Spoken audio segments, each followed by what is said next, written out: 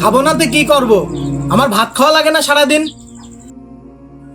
কর্ম করে চাল গিরে তারপরে ভাত খাস, তোর ভাত খাওয়া লাগবে না। বাবা তুমি ভালো থেকো আর নিজের খেয়াল নিও। কিরে বন্ধু, পড়াশোনা তুই তো অনেকদিন হলো শেষ করেছিস।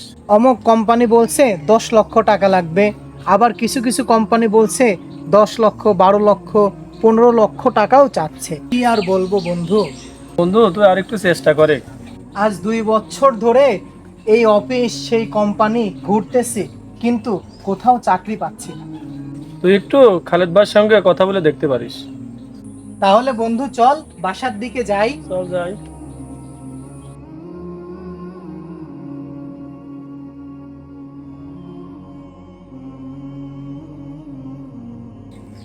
মিকাইল বাবা, শোনো তো, জি চাচা বলেন। তুমি কি আমার সোয়াইবকে দেখেছো? না তো চাচা দেখি নাই। যদি তোমার সাথে দেখা হয় তাহলে বলবা বাড়িতে আসতে। জি চাচা জানাবো না। আমার মা প্রতিদিন আমাকে শুধু ডাল দিয়েই ভাত দেয়, আর আমার বাপটাও হয়েছে খালি ডাল ছাড়া কিছুই বোঝে না। কি আর করব, এই ডাল দিয়েই এখন ভাতটা খাইয়ে নি।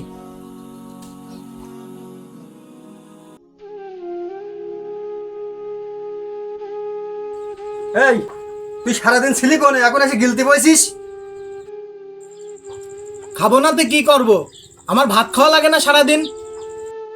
এই তোর খাওয়ানোর চাইতে ওই গরুটা খাওয়ালেও কটা টাকা পাবো না। এই সামান্য কটা ভাতের জন্য তুমি আমাকে গরুর সাথে তুলনা করলে?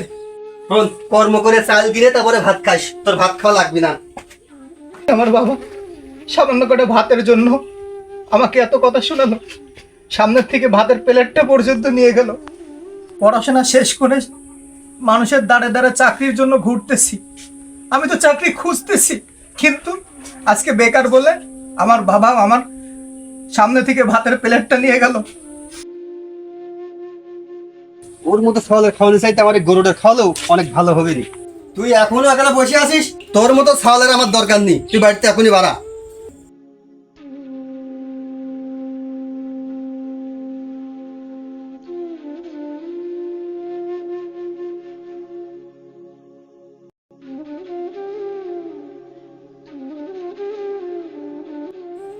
আজ আমি বেকার বলে খাবারের থালটাও তুমি আমার সামনে থেকে তুলে নিলে, আর এইভাবে আমাকে বাড়ি থেকে বের করে দিলে। ঠিক আছে, আজকে আমি বাড়ি থেকে চলে যাচ্ছি, কিন্তু বাবা মনে রেখো, একদিন তোমার এই বেকার ছেলে সফল হয়ে বাড়িতে ফিরবে ইনশাল্লাহ। বাবা তুমি ভালো থেকো আর নিজের খেয়াল নিও।